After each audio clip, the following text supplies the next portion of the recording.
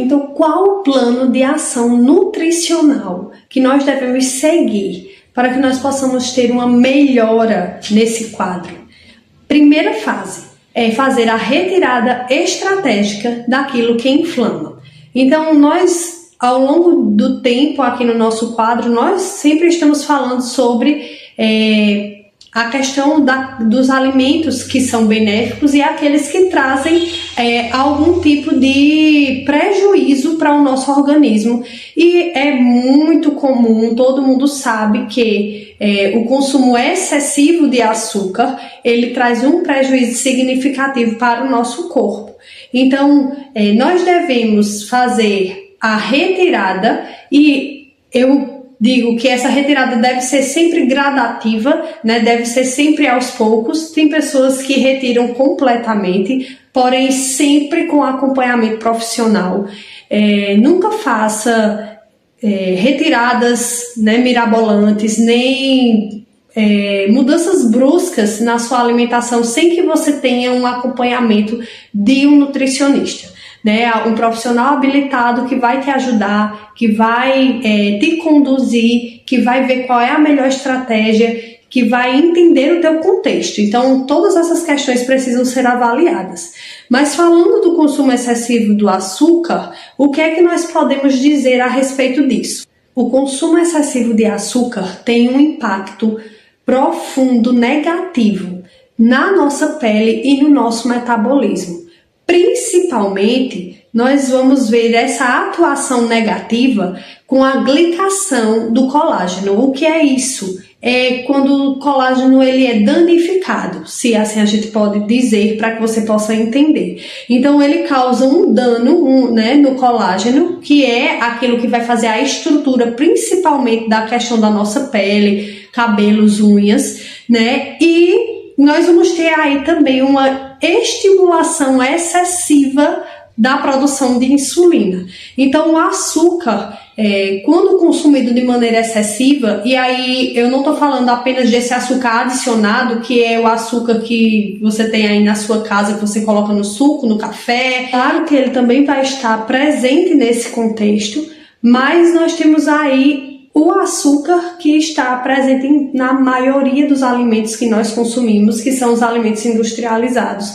E você vai ver no rótulo dos alimentos o açúcar presente, só que muitas vezes você não vai vê-lo com o nome açúcar, né? Então, ele vai ter várias nomenclaturas, mas na maioria dos alimentos ele vai estar presente. E o que é que e aí esse consumo excessivo, ele realmente traz muito prejuízo. Então, o que nós devemos fazer para a gente poder reduzir a inflamação? A gente precisa fazer essa retirada estratégica. Como eu falei, vai retirando de maneira gradativa, vai diminuindo as quantidades, mas nós precisamos aí fazer a remoção. E outra coisa também que é interessante a gente falar, e que também está nessa lista que nós precisamos fazer essa remoção, é a parte das gorduras. Então, como a gente está falando aqui que na fase 1 a gente está fazendo a retirada estratégica daquilo que inflama, então as gorduras ruins, elas vão trazer esse ponto negativo, que é o aumento da inflamação no nosso corpo. Que gorduras ruins são essas?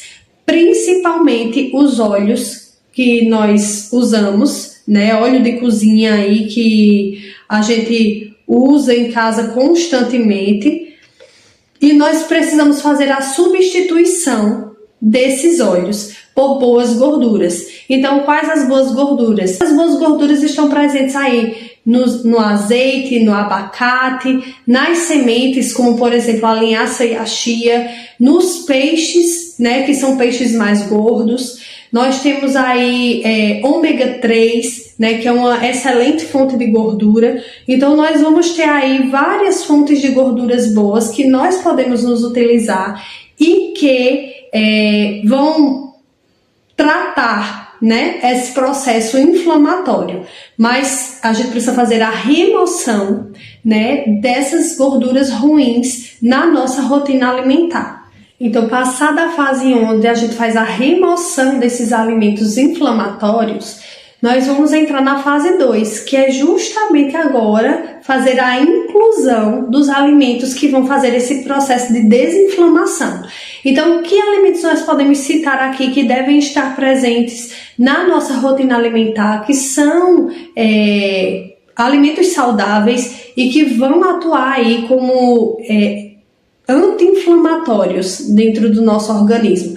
Primeiro, vou aqui citar os vegetais crucíferos. Ou seja, são alimentos que são considerados alimentos funcionais, e aí dentro desses vegetais, desse grupo de vegetais, eu posso citar aqui para vocês o brócolis e a couve, né? Então, alimentos que vão estar presentes e vão ter esse poder anti-inflamatório. E o que é que esses alimentos, de maneira específica, como é que nós vamos ver a atuação desses alimentos? Os vegetais crucíferos, eles vão ajudar o nosso fígado a limpar os hormônios velhos. Então, eles são uma excelente fonte de alimentos anti-inflamatórios. Claro que eu gosto sempre de fazer uma ressalva, né? Existem casos e casos, por isso a importância do acompanhamento com o profissional. Existem sim pessoas que não devem consumir esse grupo de alimentos por alguma condição específica. Então, de uma maneira geral, a maioria das pessoas podem consumir e eles devem fazer parte da nossa alimentação anti-inflamatória.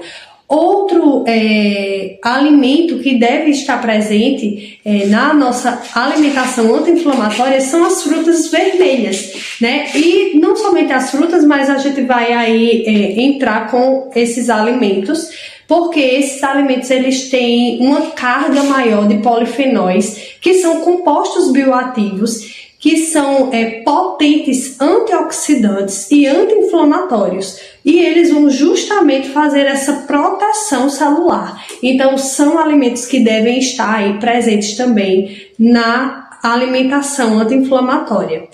E para finalizar esses alimentos, eu vou falar aqui de algo que você pode encontrar em fonte alimentar, mas também você pode suplementar, que é o ômega 3. Nós estávamos falando sobre gorduras e a importância da gente fazer essa troca, né, das gorduras ruins por boas gorduras, e o ômega 3 ele está aí presente nessa parte anti-inflamatória muito forte, muito potente. A gente vai encontrar o ômega 3 em peixes, né, gordos, ou, como eu falei, também em forma de suplemento alimentar. Então, esses alimentos, principalmente, eles devem fazer parte da nossa rotina alimentar no tratamento da inflamação crônica. Eu preciso também falar para vocês que muitas vezes as pessoas acham que por estar consumindo alimentos saudáveis, elas podem e devem consumir indiscriminadamente, ou seja, sem quantidade, da maneira que elas querem, da quantidade que elas querem. Mas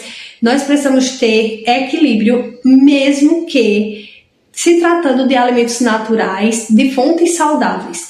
Então, todos esses alimentos, eles têm compostos e nós precisamos ter esses cuidados, mas nós podemos nos utilizar deles. Então, e agora, caminhando para o final do nosso quadro hoje e do nosso vídeo aqui, eu gostaria de falar com vocês sobre a questão do nosso estilo de vida, porque nós falamos aqui desse processo inflamatório, dos sinais que a gente deve reconhecer, do que a gente precisa fazer aí no manejo da nossa alimentação para que a gente possa ter uma melhor qualidade de vida e reduzir a inflamação, que é a grande finalidade do nosso vídeo.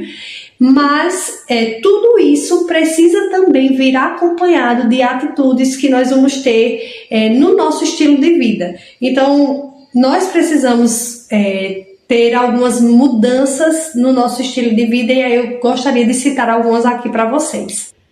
No mundo que a gente vive constantemente, né, com muitas demandas, e muitas vezes ao longo dos anos nós vemos isso é muito claro, a mudança do estilo de vida da população, né? Então, antes, né, bem antigamente, as pessoas elas tinham uma rotina muito bem estabelecida do horário que acordavam, o dia, né, o horário, o tempo de trabalho durante o dia, o horário das refeições e o horário de dormir, e hoje tudo isso foi alterado. E uma das coisas que eu acredito que mais foi prejudicada foi a questão do sono. Porque antigamente se dormia muito cedo e a gente sabe que o nosso corpo ele tem um relógio biológico, né? Então nós temos um ciclo que a gente chama de ciclo circadiano. Nós temos estabelecido dentro de nós o horário de dormir e o horário de acordar. Mas isso antes acontecia de maneira natural. Então, à medida que a luz do sol baixava, o corpo ele já começava a produzir os hormônios para o sono e a pessoa já entrava ali naquele modo de descanso para poder ter uma noite de sono reparadora. Hoje em dia, infelizmente, nós temos muitos estímulos das telas, estímulos da luz. Então, todos esses estímulos, eles fazem com que o nosso cérebro ele não consiga entender que já chegou a hora de dormir.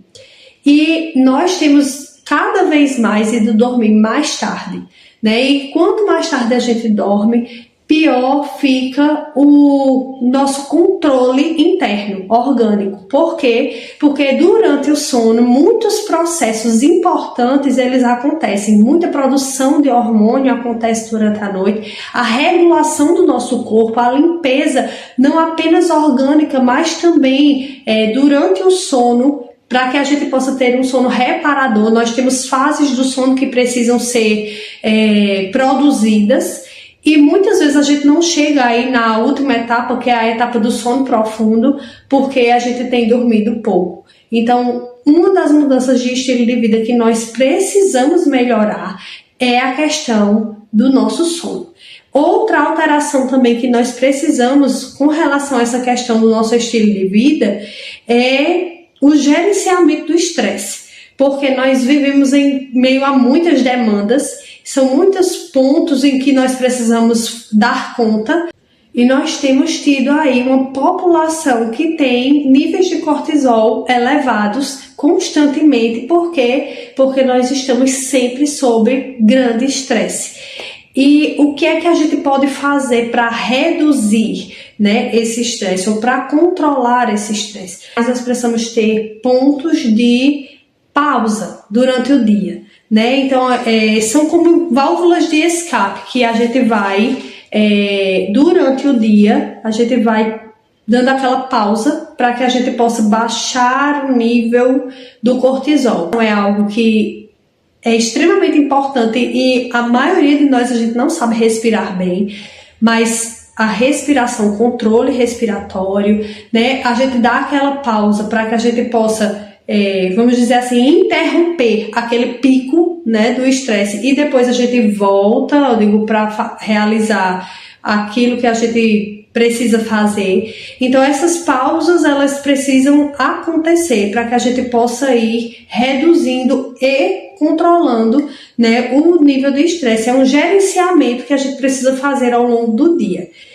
Finalizando o nosso vídeo aqui sobre tudo que a gente falou, acredito que além da mudança, né, mudanças que a gente precisa fazer no nosso estilo de vida, como foi falado aqui agora, né, nós também precisamos, com relação à nossa alimentação, ir fazendo essas trocas inteligentes. A gente precisa ir fazendo essas modificações necessárias, mas eu quero aqui falar algo muito importante para você que está aí do outro lado me ouvindo. Normalmente, quando a gente tem acesso a um conteúdo de saúde, quando a gente tem acesso a informação sobre aquilo que a gente deve melhorar, aquilo que a gente deve modificar, seja com relação à nossa alimentação ou a alguma outra área da nossa saúde, a gente tem uma tendência de querer fazer tudo de uma vez. Então, eu vou começar fazendo isso, então a gente quer fazer tudo de uma vez e no final das contas a maioria de nós acaba parando no meio do caminho. Por isso eu digo que é muito importante que a gente vá fazendo todas essas alterações que são necessárias, mas de maneira gradativa, ou seja, aos poucos. Então você vai melhorando a sua alimentação. Se a sua alimentação não é uma alimentação saudável na rotina, então você vai fazendo essa modificação ao longo do tempo. Normalmente essas coisas assim, quando são muito bruscas, não se sustentam. Então a gente tem que ir reduzindo aos poucos para que, de fato, a gente consiga incorporar isso na nossa rotina. Então a gente fica por aqui, esse foi o nosso vídeo. Trouxemos para o YouTube a pedido de vocês, eu espero que vocês gostem e semana que vem a gente tá aqui de novo. Tchau!